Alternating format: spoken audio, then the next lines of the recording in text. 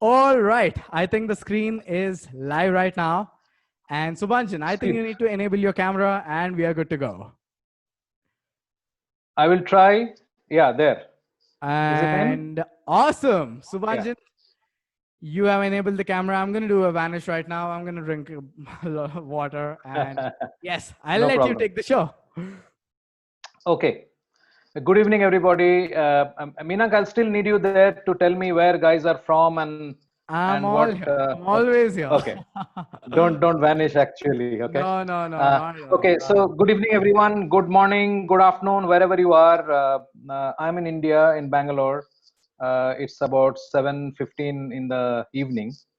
Good, pleasant weather. I'm at home, so all good.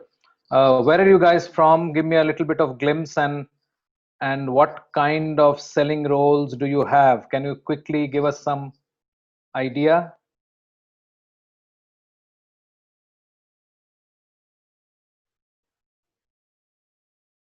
Any feedback, Minang? So we have more people joining in. That's the thing. Okay. Any feedback from They're people? some are from US, Hmm. and yes, most of them are from India as well. I can see them. Okay. Okay, so I think both the countries are in equal deep COVID scenario. You know, US with 4.5 million, we are racing towards 2 million. So we both have similar problems. Somewhere down the line, this will be not a very long webinar. So somewhere down the line, I would like to know the So kind of Pramod is specific. telling that he's selling courses. He's selling courses. Okay. So Pramod, I'll be there. I'll ask a little more from you and try to understand what's going on. Just to sort of put things in context, I do not think there is a one size fits all solution to anything, honestly. So these are more high level ideas that I have gathered, and I'm going to draw heavily from Gartner and McKinsey. And so these are things you might have seen earlier, but this gives a sense of benchmarking yourself and your problems vis-a-vis what you're seeing, so you will know whether your case is isolated or it's sort of mapping onto what's really going on with B2B sales worldwide. That said, let's get started. Awesome. Let's get started. So basically, what changed? We are all at home. That's what happened. We are not going out. We are not moving out. So we are at home, selling from home, and the buyers are at home, buying from home, and that's sort of bringing in subtle changes more to the forefront. Not to say these changes were not manifesting themselves earlier, but they're manifesting more prominently right now. So what's not happening is we are not able to do a face-to-face meeting. Not to say face-to-face meeting was easy earlier. So in the previous webinar where we spoke about selling to the new buyer, I quoted the Chorus study, which said that a SDR, that is a sales development representative, has to make 106 calls to get one meeting. And that's a fairly wide study. It's not like 5 companies. There are hundreds of companies, hundreds of conversations that was analyzed for that data to come out. So to the point, face to face was always difficult, and now it is impossible. So that's a fundamental sort of change that at least you could have hoped to a face to face at some point to establish that human to human connection, but that's not possible at all today. We are all at home with different kinds of distractions. It's not only digital distraction. If you're working from home, you know that if your kid is in the other room, and the internet is not working very well, and your wife is trying to cook and she has to attend to her office, So children are trying to attend classes. It is not the same thing as being in office and being distracted by WhatsApp and YouTube and Facebook. It's very different. These are all real distractions which take you away from work, and they are not low priority. Your children's requirement is not low priority, and the same thing is happening for the buyer. So that's a paradigm shift, how the prioritization is happening between us as human beings. And we were not set up for working from home. I'm lucky because, as I said, we went remote several years back. So I have a setup. I can close the door and I can hang docket in my door like a do not disturb thing, and nobody's going to come in. But I don't think that luxury is available to most of us because it suddenly happened and we didn't have a spare room, which was supposed to be our workplace, and so on. So that's something we need to keep in mind. And what this has done is accentuate which was already playing out from the buyer's side. The buyer is firmly on the saddle. There is no way to say, okay, X is not responding, so you know what I'll do, I'll just drive down to his office and try to get him. That's not going to happen. Even if you could drive down to his office today, you cannot drive down to his home. So that's basically putting the digital shift of the buyer's journey, which was already very, very prominent. It has now, according to the McKinsey report that I was talking about, has gone 2 to 3 times. And I'll share some data. I mean, again, with the caveat that a lot of you who are interested would have possibly seen this study earlier.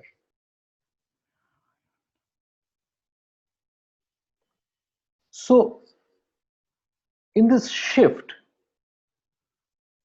what has happened are these 3 things. Selling has become remote, and we'll talk about that a little more going forward. It has become more digital, as I was saying, and I'll show you some data related to that. It's gone nearly 3x. And B2B behavior is now mirroring B2C. And the first 2 are pretty much self-explanatory. You know it, I know it. What is this last one, B2B behavior mirroring? It was already happening. The buyer was using Amazon at home, was using Spotify at home, was using Netflix at home, and his expectation was that that's the kind of service, that's the kind of speed he's going to get from B2B selling, and that was not happening. That expectation has got manifested now because he's now physically sitting in the same place doing both things. He's buying something on Amazon for his home, possibly ordering grocery or whatever, and he's also talking to sales folks like me and you who are trying to sell him software or something else. The expectation of the transaction, the expectation of the method of the transaction is becoming very, very close to B2C. Although it may not be really warranted, it may not be possible even from his side, but that speed is something which is getting in to the psyche more prominently today than in the past.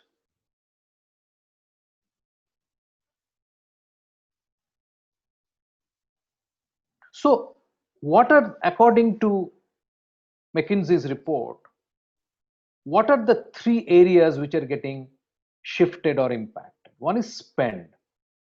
Most spend is reducing, but many are keeping it same or increasing. So although you will see the number, reduction is happening in about 50% of the cases, but increase is also happening.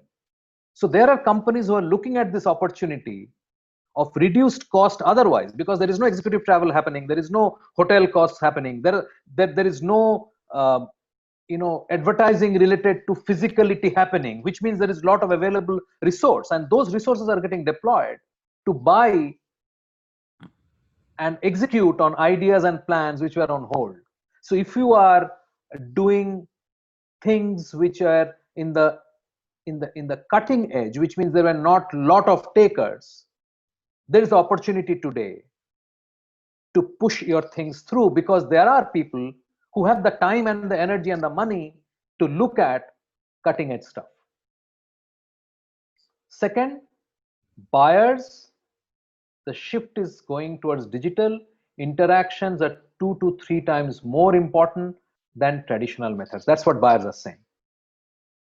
Because there is no traditional method. It is obvious. It is not that, look, two parts. Shift was already underway. Shift was already happening.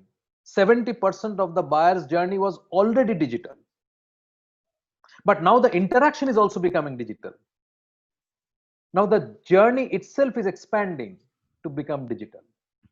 And the journey which does not include you and me as a salesperson, the journey with the consultant is becoming digital. The journey with its own team is becoming digital. So it is not only the conversation with us, it is the entire conversation that is becoming more and more digital. So McKinsey is saying it's 2 to 3 times. And of course, it is remote. And in remote, while the initial shock, literally, suddenly you are uprooted from your systems and your processes and your setup, and you are sort of plonked into something. You are not thinking about it like 2 weeks back, and suddenly you are supposed to operate from home. I know of large companies. So I am launching a new podcast called the Buyer Side Chat, and I'm talking to very senior buyers, right? And in that, they're saying the initial few weeks, 5 to 6 weeks, they were starting their video meetings 9 o'clock in the morning and going till 11 o'clock in the night, because they didn't know how to do it. So the transition, the setting up the processes, the how accountability will be meant. I mean, companies were not ready for that. How do you make an employee accountable? It was quite well established in software coding, because there were outsourcing desks and you could track the time because you are paying by time, so on and so forth. But a company which has 100 salespeople and 500 manufacturing people and 200 in the middle management, they had no way to figure out what people are doing. So only way they could do it at that point of time was to say, okay, keep them engaged. Let's have meetings where everybody will be available. No work was getting done, by the way, but they're figuring out and evolving the process. So that change has now settled to a point where they're saying that at least 50% are saying that post-COVID, the remote working is better, if not as good as, the old method. And it's early days. As humanity, we have never been indoors for 5 months at a stretch, not traveling, and with no end in sight, right? So we are adapting, and we are adapting well. So in 5 months, you can think of the enormity of the thought, think of the workforce worldwide, and they're saying 50% people are coming back and saying, of course, I mean, this is not really representative of the whole world, but essentially US, most data comes out of US, unfortunately, for discussions like these. And you can basically see your own journey and see how that's really panning out, what kind of adjustments you have made to your day. I know so many people, as I said, I was already doing it. So typically my day starts at 6 o'clock and I'm working till 9:30 before I have breakfast. And I've literally finished my day's work. After that, I'm open for meeting, open for talking to others and so on, right? And so all of us have found our own rhythm, and we are sort of getting there, which is comfortable and works for us. So let's deep dive into the spend. What is the McKinsey report saying? Spend is going up and down. 4 to 25% increase in 28% of the cases. And you can by and large ignore the next 2 weeks prediction and the overall budget, because those 2 weeks, I mean, people were asked whether to assess whether really they're talking of spending more. So say, okay, how much extra we will spend next 2 weeks? But I think if you look at overall, it's pretty much the same. There's not much of a difference. About 50% saying we have reduced. about 20% saying it's about the same, and about 30% saying we're going to go for an increase, which is significant.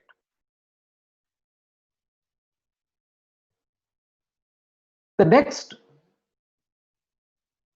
item to focus on is about digital interactions.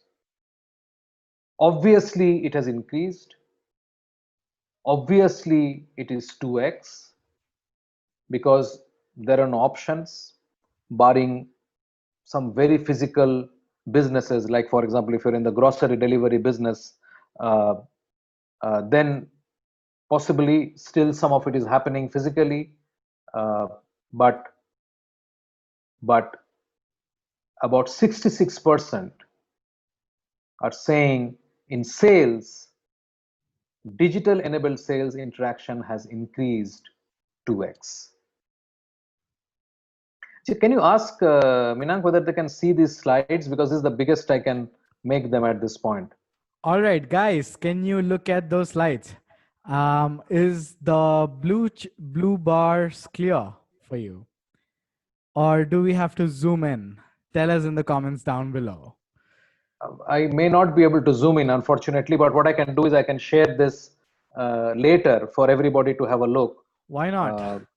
Yeah, Guys, tell us in I the can comments share this down deck below, later. and we will be sharing this slide deck with you. I'm so used to pitch link, pitch deck, and the words, you know. Okay, yeah. So basically, the data is showing that traditional sales interactions are down, and digital enabled sales interactions have gone up. While in the pre-COVID, it was pretty much 50-50, but now it is 1/3, 2/3 kind of scenario. Similarly, the other very critical thing that's coming through, and see, this is where you can draw the parallel between B2B and B2C. You are not expecting Amazon to put up an agent trying to talk to you which soap you are going to buy, or which socks you are going to buy, or which book you are going to buy, and so on. So self-service is becoming critical. And when we talk about the things that you need to do, getting your digital assets up and running is super critical. Super critical. I mean, we are very focused. We have launched this new product called PitchLink on PitchGround, and we have issues with the new UI, and people are coming, and if we don't respond immediately, our internal thing is that maximum within 1 hour we have to respond. We cannot do, if we can do it faster, we should do it, because otherwise people will move on.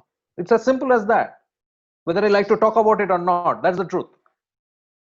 Okay, so there is a significant increase in self-service across the board in research, which means the research that the buyer is doing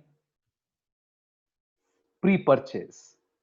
And in the previous webinar, if you have attended, we spoke about the 13 steps the buyer goes through, where in the 10th 11th step the seller comes in. So all that is happening before, the digital component has increased significantly.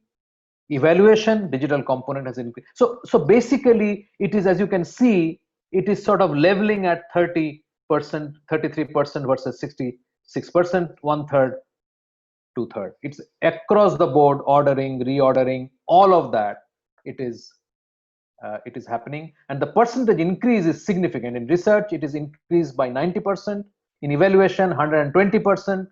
In order and reorder, 30%. It's significant.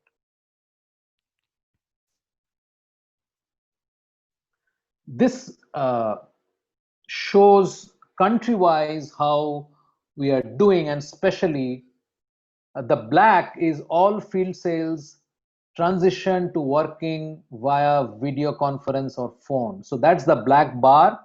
India is ahead of most of the world. It's saying 56% in case of India, 40% in case of US. South Korea, as you know, the impact of COVID has been the least in South Korea. So that reflects right there at 12%. If you look at France, Germany, 30 to 40%, UK, 43%, Spain, 47%, one of the worst hit countries. And overall, it's 37% has transitioned, and partially transitioned in 39. That's the overall global. And face-to-face sales force working in tandem with web sales is 17%, and nothing, which means no impact, only 4%. So pretty much between full transition to partial transition, it is more than nearly 80%. That's what's happening. That's how sales has shifted and gone remote. So what does it mean for us? What does it mean for us in sales? Very simple. Improve the self-service options, because as you saw, 90% increase in digital research. So digital research means this person, this prospective company or the prospective customer is coming to your website today, and you need to give him the ability to do the research on your site and ensure that buyers can readily find information, compare options, make purchases, and receive service without the live support from sales reps or less complex needs. For less complex needs. If it is a complex need, still understandable. But otherwise, you have to ensure that they're able to do most of the work digitally. Rapidly fix what's broken on websites and mobile apps. It's self-explanatory. You have to watch out for technical issues in real time and resolve them as they appear, so you can deliver incremental revenue and improve the digital experience in ways that promote increased loyalty. The more responsive you are today, the more loyal the customer is likely to be.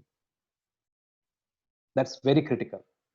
It's not only the experience of something broken getting fixed, it's the fact that you responded that helps you build trust, and we'll come to trust soon enough. Keep the human touch for complex interactions. You still have to interact. Minang keeps messaging me, there is a new question on Facebook, and I scramble and go. I scramble and go and write. No, not because of anything else, because if you guys have taken the trouble of coming and asking me a question, and I'm out there trying to sell my ware, that's the least I can do. What's the point otherwise? And it's not because something is running on pitch ground. Otherwise also, we are responsible in the same manner. And we are not saying that we are the people. There are companies who have taken it many steps further, and they're doing exceptional jobs. But I think the basic fixation that we need to respond to customers, and not to say all customers have legitimate ask. Sometimes they're not things we can do, which is okay, but we must tell, because otherwise we are not human. As a human being, you can come and ask me something, I can politely say, you know what, Minang, I'm sorry, I can't do that. That's okay, but I can't remain silent. Then I'm disrespecting you, and that comes through. Right? Absolutely. You have to think like a consumer. You have to think like a consumer. You have to ensure any e-commerce channel provides a B2C like experience for every product or service, whether a new purchase or a repeat order.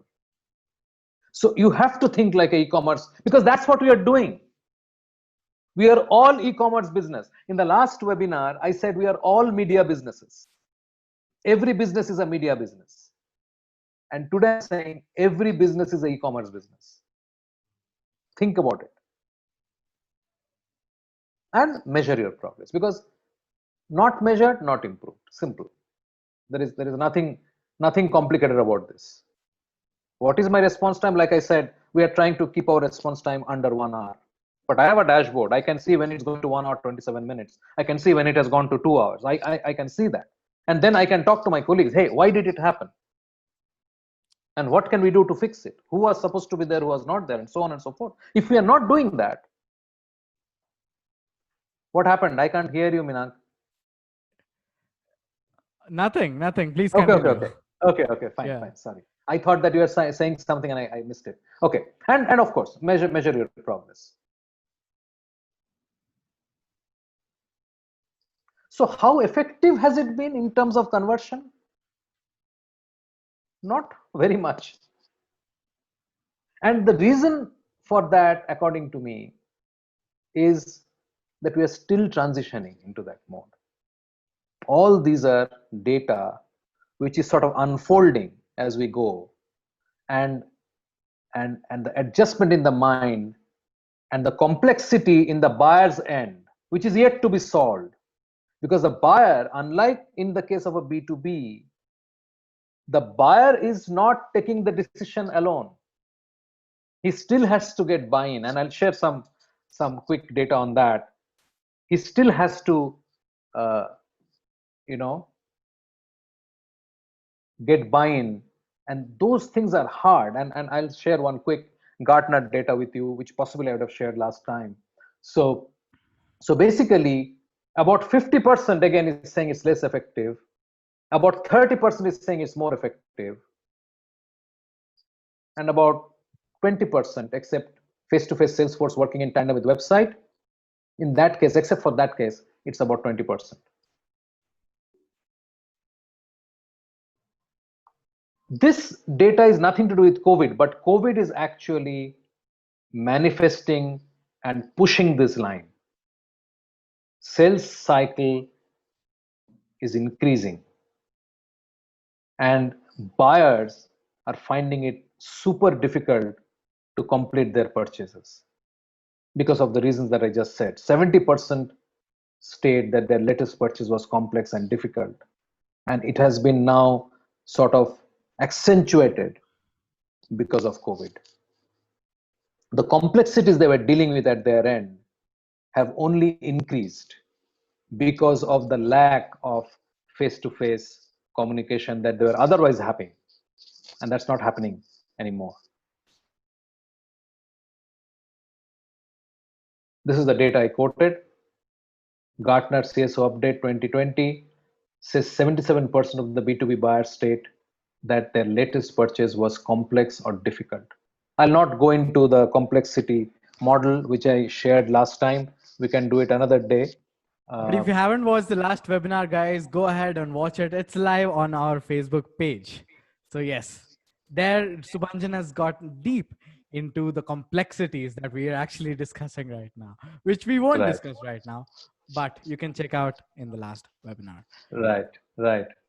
And also, so if you see what is making it complex, they're saying typical buying group for a complex B2B solution involves 6 to 10 decision makers, each armed with 4 or 5 pieces of information they've gathered independently and must deconflict with the group. So just to pull a thread, there are 13 steps according to Sharon Drew Morgan. In those 13 steps of a buying process, the vendor comes in at the 10th or the 11th step. So these 10 people each have done their independent research, and they have to bring in all this data, and they have to deconflict them to arrive at a position as a company. And it's very, very difficult when you are not able to get into a room and bang your heads and say, okay, we're going to move out of the room only when we have got it done. Not happening anymore. It is becoming increasingly difficult, and it has become extremely difficult. And while you are considering that, there are a ton of transactional pains. Sourcing the right information is a pain.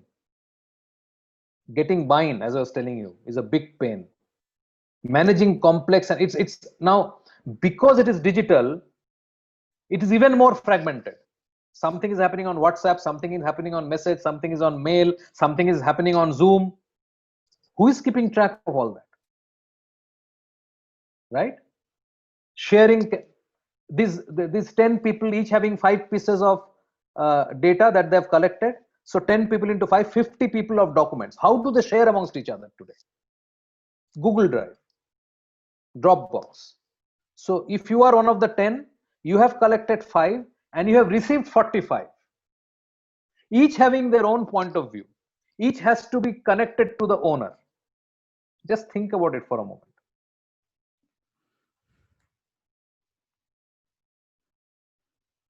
In this scenario, what is it that the buyers, and this is again back to McKinsey,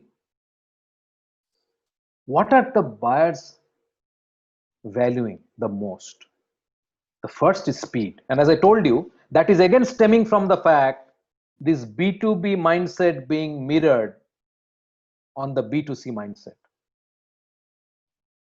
Because it's the same person. You are the same person who is doing B2C purchases for home through tools, through e-commerce, and you are the same person trying to buy a piece of software. You are expecting that speed to, even if it is unrealistic, by the way, which is why the disconnects you find in the data, right? Why is it 40%, 50% still not effective and so on? It's because of that. Speed. So they're expecting us to be responsive. So how does it manifest on us, the vendors? We have to be responsive. We have to show response. Even if I don't have the data, I have to show that, yes, look, I don't have the data. I'm going to come back to you. I have to stay engaged. I have to dig. I have to understand. I have to talk, video, mail, whatever. I have to do that. And I have to remain human.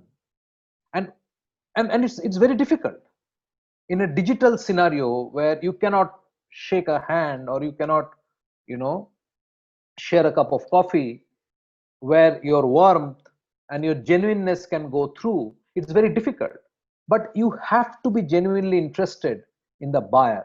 And I'll talk about that in a bit, but basically the buyer will know if you're interested in his outcome, he's getting his outcome that he desires, or you're interested in closing your sale. He will be able to figure it out. So be genuine, be human, and be interested in the buyer's need for the outcome and connect. Second, the buyer expects transparency. There is no place to hide. You cannot be non-transparent. That luxury is over. In internet era, I cannot be non-transparent because you are going to go and write about us on Facebook. I cannot stop that. Even if I want to, I cannot do that. So the only way to deal with this is to be transparent. When you do well, say, guys, we have done well. When you have messed up, guys, we have messed up. If you don't do it, somebody else will do it.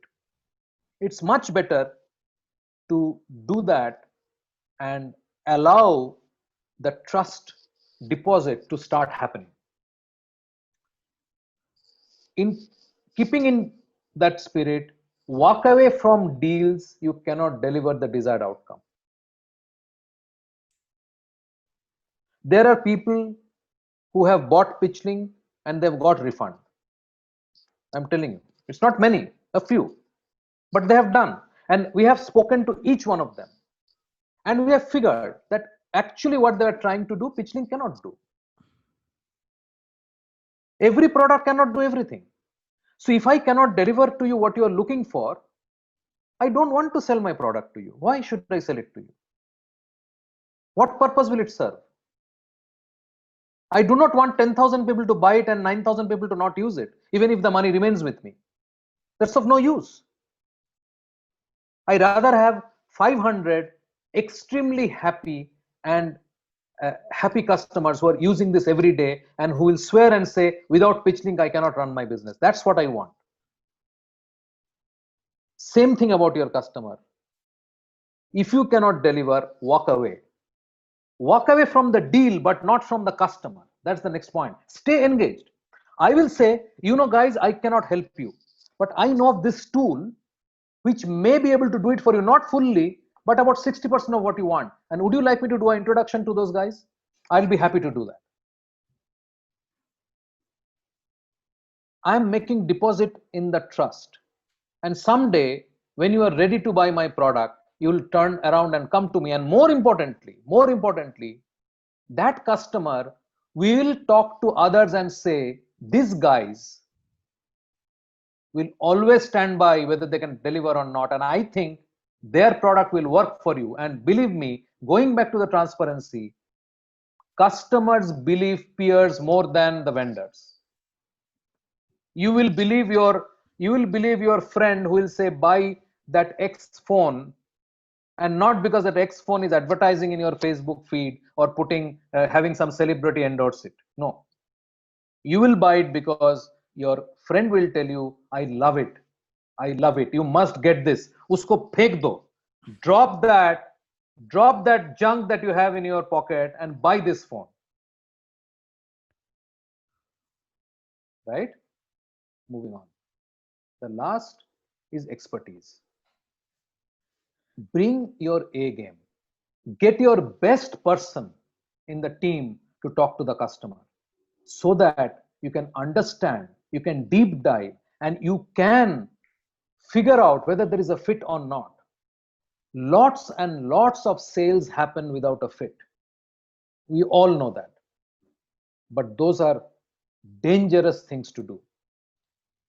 Do not focus on the sell, but to deliver on the outcome that the customer is looking for.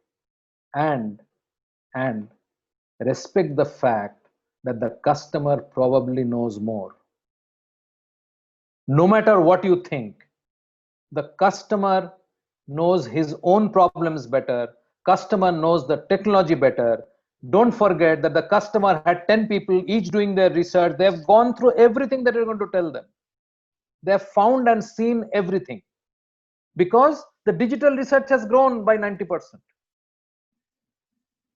So there is nothing that the customer doesn't know, except some nuances of your product perhaps. So respect that, and the customer will respect you for that. So keep this in mind: speed, transparency, expertise. These are 3 points which are coming out from the McKinsey survey. These are not something I'm telling, so you don't have to believe me. I'm just putting the explanation for you, which possibly you know. Speed, transparency, and expertise will be the core values that will help you connect with your buyer during COVID. And if you can do that, it will help you sell better. Thank you very much. Any questions? Guys, now is the time to ask all the questions. That was a nice presentation, Subhanjan. You Thank you very were much. armed with facts, with McKinsey's facts, and then you presented and condensed into 3 main important points, which is speed, transparency, and expertise. And these are much more important in today's times to sell during these uncertain times. Yeah. Yes, guys, keep the questions coming in. The presentation is now over. It's time for your questions. If you have any business doubt, or if you're unable to sell any products during these times, if you're unable to pitch your services during these times, tell us your problems and we are here to answer you live. So we have around 25 viewers right now. Wonderful. Wonderful. Thank you guys for sticking around. I hope I gave you some value for your time. I really appreciate your being here. You had enough things to do today, but I really appreciate truly that you're here and you decided to spend time with me and Meenank. Guys, so keep your questions coming in. Any doubts? Are you facing any issues in selling your product or your service? Tell us and we will solve your problem by answering to you live. I don't know whether we'll solve their problem, but we'll give some perspective. So Darren has a question about PitchLink, and he says he has brought PitchLink to this morning. Oh, thank you very much. And he wants it to be mobile friendly, and he wants to know when can you make it mobile friendly? Yeah. So Darren, I have responded to this. Two things I'll tell you. One is that we are working on the responsiveness on the mobile, but it's the pitch making part is not really good for mobile, even if we fix everything, because you really need a large canvas to work on it. So the pitch making part will always be advised that you do it on the on the laptop or on a large machine, a large space. Where the mobile is really going to shine is the communication bit. So there are two pieces of news. One is that we are working on this mobile responsiveness, and I think in the next 3 to 4 weeks you will see some dramatic improvements on that. But more importantly, by end of August, the first piece of video, first piece of mobile app is going to be released, where you can record a video and send it as a link to your customer, and that becomes your first pitch, and then you basically can send follow-up pitches on based on that. So that's number one. And I think if you look at the roadmap, I think November we are having a full-blown mobile app where your complete communication, text, audio, video, multiple people talking, chatting in groups, all of that will come through. So Darren says it's for the viewer who's getting the pitch link, not the creation part of the pitch link. Yeah. So I understand. Even there, see, we really believe that the viewing experience, Darren, is not going to be great on the mobile. Imagine that you are putting a video, and then you are putting a PDF, then you are putting a document, you are putting a spreadsheet. I mean, you can use Google Sheets on your phone. How good is it, really? It's really compromised. You can do some quick overview, but the experience is never very good. So we have to figure. However, what we have seen is that if you are using a tablet, the experience is pretty good. But to your point, I completely agree that the mobile experience is subpar, because it's not optimized for the mobile today. We are optimizing it. I think you will see dramatic improvement in the next 3 to 4 weeks, Darren. And please be in touch with me if there is anything else I can solve for you. I have already sent you a message today, by the way. Please do take a look. I have sent you a message inside PitchLink. So talk to me there, and we will do whatever else you need. Whatever can be solved right away, we'll do that. Sending a message inside PitchLink. I thought it was Messenger, but okay. So all communication is happening inside PitchLink. I see. Yeah, I see. Absolutely. So right now we have a comment from our top fan, Graham George. Yes. And he says, what are your thoughts on your homepage information? I think less is more, but what do you think? Yeah, Graham, I mean, I'm not a conversion expert. I mean, website, you know what I'm talking about, conversion rate expert on the websites. There are really extremely varied opinions on this. But if I go by examples of how Moz, now SEO Moz, now Moz, I had the opportunity to talk to Rand Fishkin a couple of months back for my podcast. They had great success with a single page, very long website. So my feeling is that if it is a simple and easy to understand product, for example, if I was selling you a tool which does one thing, a very brief, to the point page might work better. But a complex product like ours, and I'm not even sure whether you're talking about our homepage. If you are, I know there's a lot there. It's simply because you'll be surprised how many people go through our website and come back and ask us the same question that is already there answered. So I think we are overloaded with information. And to your point, so giving more information, is it effective? I don't have a good answer, Graham. I mean, what we think is that if somebody is genuinely engaging with us and is going to spend time looking at stuff, so to my defense, if the points that I mentioned just now, which is about sharing information and responsiveness and self-serve, putting more data is actually the way. Now, can it be done better? I'm sure it can. So if you have any specific inputs, please share. We are all ears and we are very keen to listen.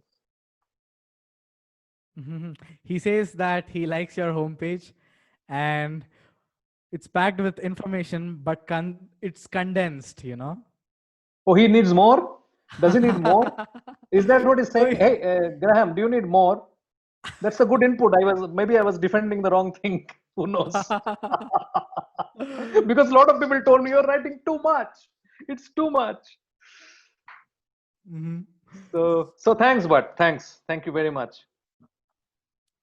So yes, so another person, Le Petit Hmm. Marcelis, asks us that he wants to use PitchLink with his French clients. So is there an option for translation? Yeah. So this is something which is going on. I mean, we have had multiple questions like this. So listen, PitchLink itself, the pitch link that you build itself is language agnostic. So the pitch link has what? Has your video of you speaking, it has your audio, you speaking, it has your PowerPoint, your doc, your spreadsheet, and so on. All of this can be in French. So when your customer clicks on it and listens to your narrative, that can be in your language. It can be in any language for that matter. But I do get your point. Our interface is still in English, and there also we are expediting. And my gut level feeling is again like the mobile resizing. Next 3 to 4 weeks, we will have language versions out of the interface. I hope that answers your question. And moving on to the next question, we have, it's loading. Oh, so Graham says that's why I purchased PitchLink. Thank you. Thank you, Graham. Thank you. I appreciate. And anything you need, just reach out. Just reach out. We'll try our best to turn it around quickly. Did you book, Graham? Did you book the one-on-one demo with me? Please do that. I would love to walk you through the product. And we have one more comment. Mhm. Facebook sometimes. How can we sell? Okay, this question is from Ankit and it's regarding Okay. the presentation. He Sure. wants to ask, how can we sell travel technology related SaaS product? Because I think the travel industry is affected and I think he wants to know Yeah. how Yes. can we sell Take travel. on that is slightly different. One is that this is the time you nurture, which means who are your customers? Your customers are hurting.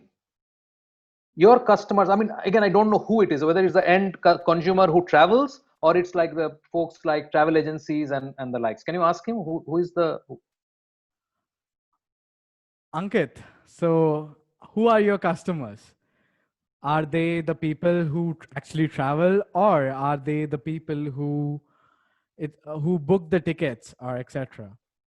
Can you tell us in the comments for your travel and technology related SaaS? It's a travel it's for yeah? travel agencies. Got it. Got it. Okay.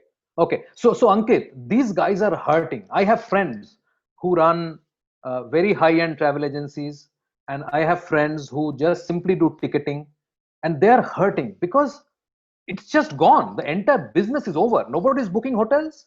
Nobody's booking a tour. Nobody's buying air tickets. Nothing, right? So right now, trying to sell them is not a great idea. But what you should do, trust me one thing, the day the vaccine comes out, everybody is going to start traveling, which means this sector is going to boom. The hotel industry is going to boom, the travel industry is going to boom, and people are going to travel. So right now, according to me, you should focus on building relationship, understanding what kind of problems they're going through, what kind of information can you share with them, start a newsletter on coping with travel business during times of COVID, send it to them, do webinars, bring them into something like a virtual meetup, bring them together, discuss each other's problem, just to share, okay, this is the pain I'm going through, and so on. I think that would serve you fantastically 6 months down the line. We hope that answered your question, Ankit. It's building a relationship with these people and then understanding their problems, because right now they might be facing all the problems, but 6 months down the line, when the vaccine is released, the industry will show a boom, and that time you would be at an advantage. So Subhanjan, I think you can maximize the screen. I did that. All right. No, am I still sharing? Oh, I should stop sharing. Sorry about that. Sorry. My mistake. My bad. Sorry about that, guys. So I guys, thought I had any stopped more sharing. comments, any more questions regarding selling your SaaS product or selling your service? Let us know in the comment section below. And if you have any questions regarding PitchLink or this topic, you can always reach out to us, PitchGround, and you can always reach out to Subhanjan as well. Absolutely, absolutely. Agency license work in terms of reselling to my clients?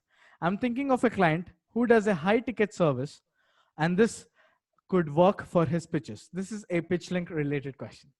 Can you just repeat that once more? Sorry. Yes. So Darren asks, how does agency license work in terms of reselling to my clients? Okay, so basically the way the agency license, license works now is that it allows you to set up 10 subdomains, and each of these subdomains can be for each of your customers. So theoretically, you can resell if you're maintaining the domain and you're continuing to run it for them, and they can also parallelly have you can have access to all these 10 domains at the same time, and share store their collaterals in their domain, and they have their, suppose the name of the company is ABC, you can get a specific domain like abc.pitch.link, and it pretty much will work like your own agency domain, except that it is separate, and you can access it. And one more thing I want to tell you, each of these domains will need a unique mail ID. You cannot have a domain, you cannot have multiple domains under the same email. So that. Awesome, Darren. I hope that answers your question.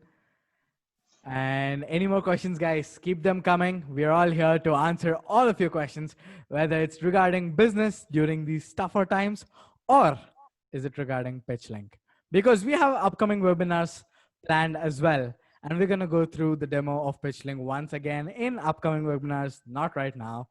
And yes, if you have any questions regarding scaling your business during these times, let us know in the comment section down below.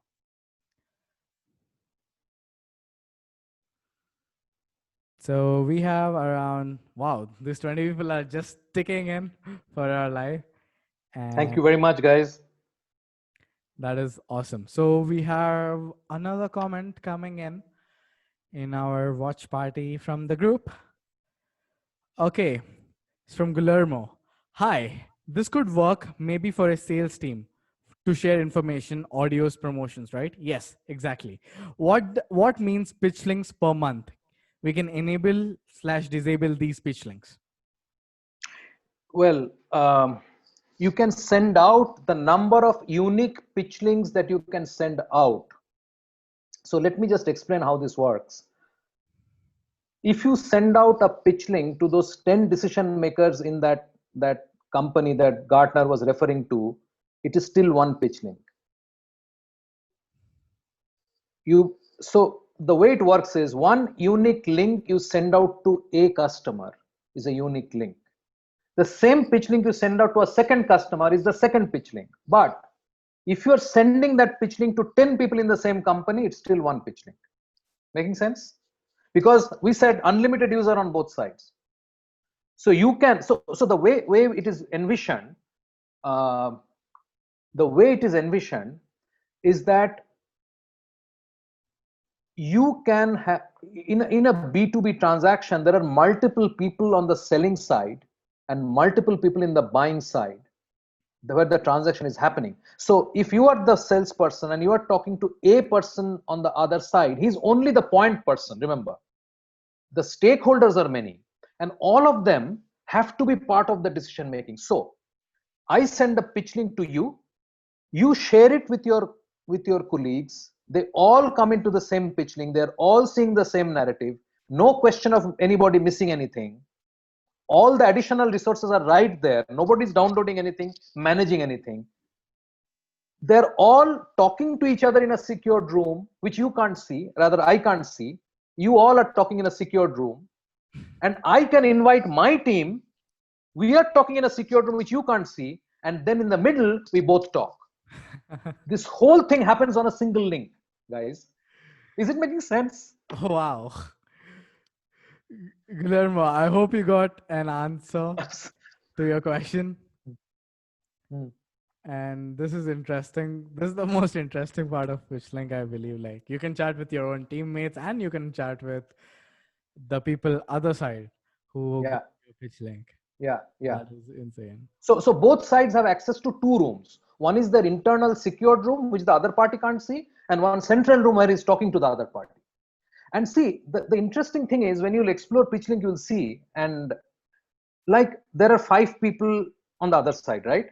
So these 5 people can behave independently, although they're on the same link. So for example, one of them say, I don't want to be in the conversation, he can opt out. Then he can, then one person is not followed the conversation for 7 days. When he comes, everything he has missed is flagged.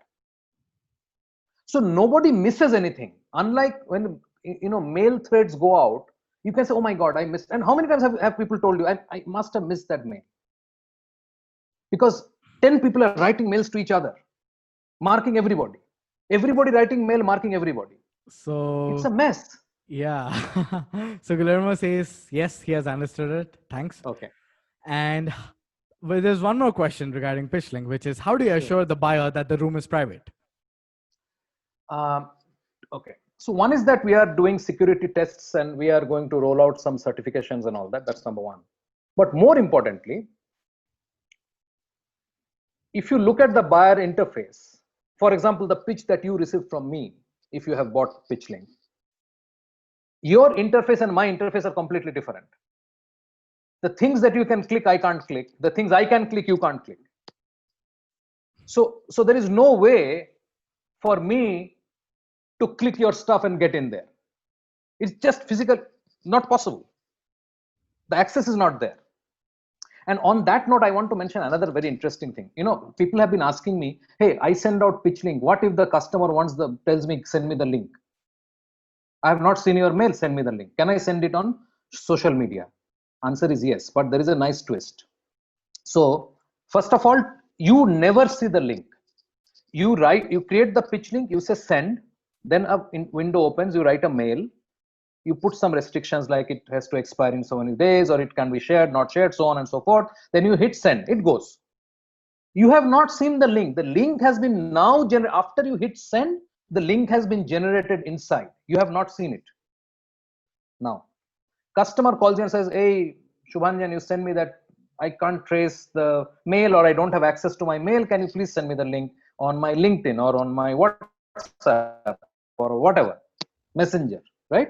You go to your analytics dashboard, and in the analytics dashboard, you can either you can resend the link, which means that mail gets resent. Like what he has not received, another. Okay. But he said, no, I need the link because I don't have access to my mail. So you can copy a link. But the beauty of that is that link is not the link which has gone. That link needs to be verified. Okay? Because imagine you have sent a link or your salesperson has sent a link. Now he sees the customer's link. He clicks the link, gets in. He can see everything that the customer can see. It defeats the purpose. So this link, when you send to the customer and he clicks, he will get a OTP in the original mail you had sent that pitch. And then only he can get in. So when he gets into the same link. That's possibly the USP. Wow. Yeah. It is. Okay. And Graham says yes. So he can track what his sales guys are up to.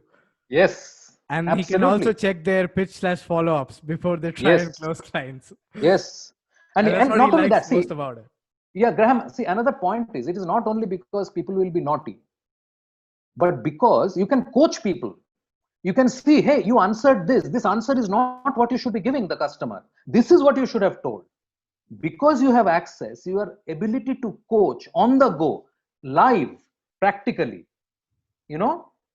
when it's hot, you can You can give him that input and he will learn. Awesome, awesome. So that's a lot of questions and a lot of comments. We will end this webinar in another minute if you don't get any questions. Guys, we hope you found immense value in this webinar and regarding how to sell during these times, uncertain times. We are sure it's hard, but when the going gets tough, the tough gets going. Hey, Minang, can you ask in this group how many people have actually bought and how many are planning to buy? Not because I want to sell you. I have to tell something. Can you just ask how many have actually bought and how many out of the 20 odd people who are still there, I guess? Yes. So, guys, what is your opinion about PitchLink? Have you bought it or you are yet to buy it?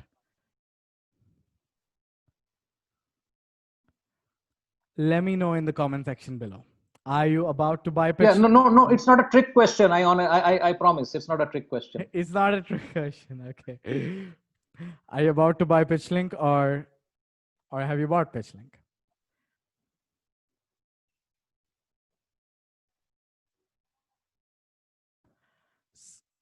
We haven't got a PitchLink related question, but we have got another sales related question, which is sure.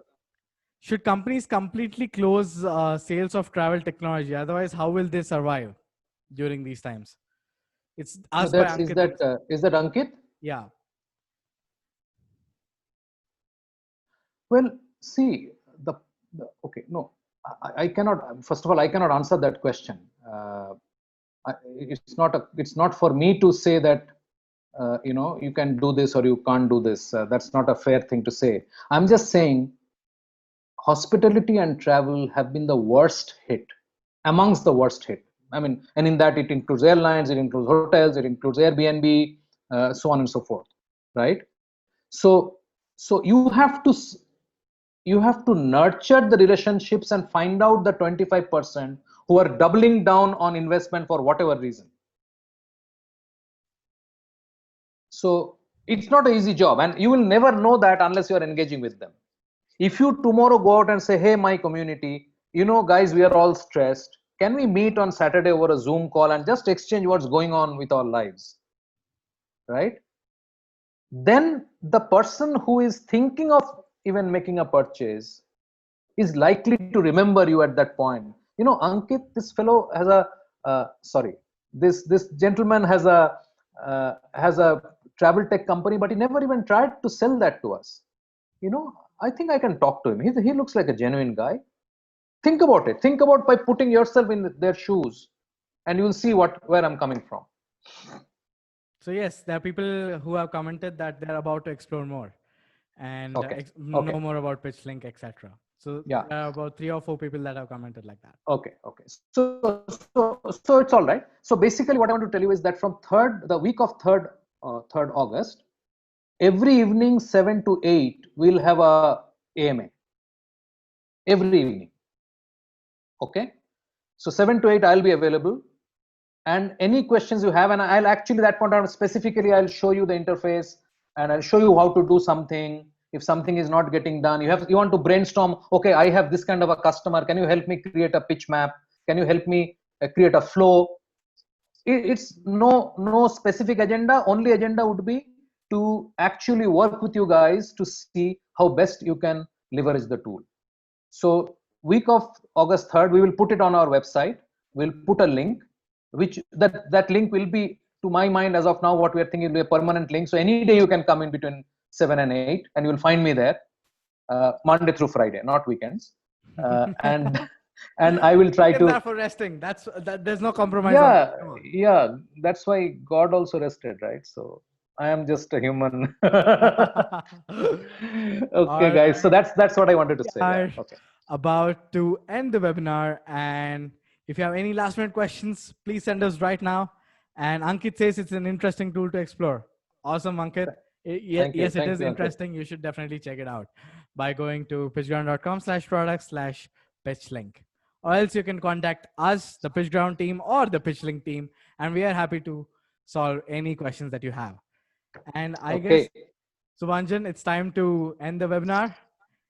because it's been an hour and I'm feeling really hungry. I'm sure you're feeling hungry too.